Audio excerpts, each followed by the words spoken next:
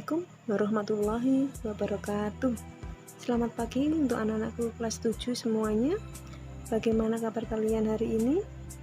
Semoga kalian pada hari ini masih dalam keadaan sehat semua di masa pandemi ini. Oke, kalian tadi sudah mengisi daftar hadir yang sudah Bu Sari share lewat grup WA. Sekarang akan Bu Sari lanjutkan untuk materi pembelajarannya. Untuk pertemuan kali ini yang akan dibahas yaitu mengenai produk dan proses kerajinan bahan serat.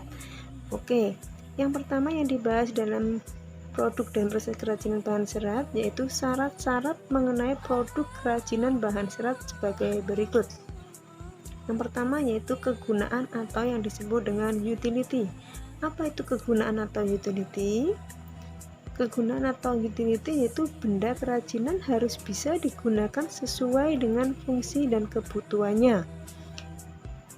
Contohnya yaitu mangkok yang digunakan sebagai tempat sayur, piring digunakan sebagai tempat makan.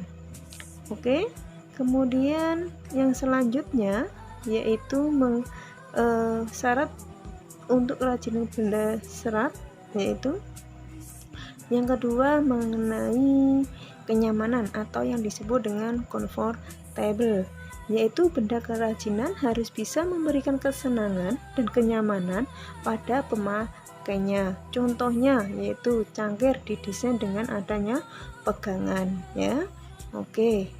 Untuk syarat yang ketiga yaitu keluasan atau yang disebut dengan flexibility. Keluasan atau flexibility yaitu benda kerajinan harus memiliki keserasian antara bentuk dan wujud benda dengan nilai gunanya. Contohnya, sepatu didesain sesuai dengan ukuran kaki. Kemudian, baju disesuaikan dengan ukuran tubuh, ya. Kemudian syarat untuk produksi yang keempat yaitu keamanan atau yang disebut dengan flexibility, yaitu benda kerajinan harus aman dan tidak boleh membahayakan bagi pemakainya. Contohnya, piring dari serat kelapa harus mempertimbangkan zat, pelapis atau pewarna yang dipakai sehingga tidak berbahaya bagi si pemakainya yang digunakan sebagai tempat makan. Oke, untuk yang berikutnya yaitu syarat yang kelima dari produksi kerajinan. Yang kelima yaitu mengenai keindahan atau estetik. Benda kerajinan harus memiliki daya tarik yang lebih dibandingkan dengan benda yang biasa-biasa saja. Nah, kemudian keindahan sebuah benda itu dapat dilihat dari beberapa hal. Yang pertama yaitu dari segi bentuk. Yang kedua, dari segi hiasan atau ornamen. Yang ketiga, yaitu dari bahan baku. Kemudian, yang berikutnya yaitu hal-hal yang diperhatikan dalam proses perancangan karya kerajinan. Yang pertama yaitu proses penciptaan. Hal yang harus diperhatikan dalam proses penciptaan yaitu 1. Menentukan bahan dan jenis kerajinan dari penggalian ide dari berbagai sumber. Jadi menentukan bahan dan jenis untuk penggalian ide dan dari berbagai sumber. Kemudian yang ketiga, buat beberapa sketsa karya. Yang keempat, tentukan sebuah karya yang terbaik. Kemudian selanjutnya, yang kelima yang harus diperhatikan, kumpulkan bahan dan alat. Yang keenam, pembuatan karya kerajinan. Yang ketujuh, evaluasi karya. Evaluasi karya ini dilihat apakah masih ada kekurangan atau tidak. Kemudian yang ke-8 yaitu revisi karya. Apabila ada yang kurang indah atau kurang menarik, maka dapat diperbaiki, direvisi. Kemudian selanjutnya produk kerajinan serat tumbuhan yang berasal dari serat biji. Contohnya di sini adalah benang, yaitu berasal dari kapas.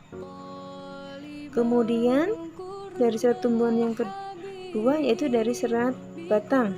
Contohnya di situ ada sebuah keranjang yang berasal dari batang anggrek. Yang ketiga, yang berasal dari serat daun.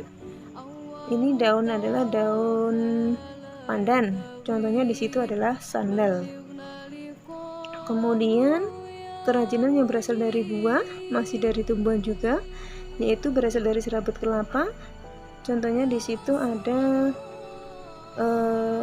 ornamen kecil, yaitu sepeda yang dibuat dari buah kelapa. Alat produksi kerajinan yang berasal dari serat tumbuhan yang pertama yaitu gunting, pisau, karter, lem tembak, dan jarum jahit. Kemudian mesin yang digunakan dalam pengolahan serat alam atau daun yaitu mesin jahit, alat tenun, mesin pemisah, serabut kelapa. Kemudian selanjutnya yaitu mengenai produk kerajinan dari serat hewan. Kalau tadi yang pertama tumbuhan, yang kedua dari serat hewan. Yang pertama yaitu kerajinan dari bahan setapel.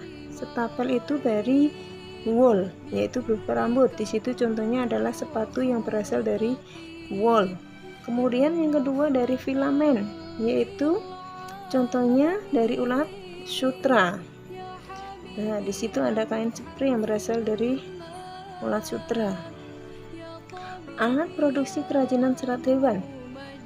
Yang pertama yaitu gunting, alat mencukur bulu, baskom, dan yang terakhir adalah jarum jahit. Kemudian selanjutnya mesin yang digunakan dalam pengolahan serat hewan, yaitu mesin pemintal dan mesin penggulung benang. Oke, selanjutnya yaitu mengenai kemasan. Nah, apa itu kemasan? Kemasan adalah penyajian sebuah produk suatu kerajinan. Dilihat dari fungsinya, kemasan ini memiliki 4 fungsi. Yang pertama, untuk menjual produk. Yang kedua, untuk melindungi produk. Yang ketiga, memudahkan penggunaan produk. Dan yang keempat, memperindah penampilan produk. Oke, selanjutnya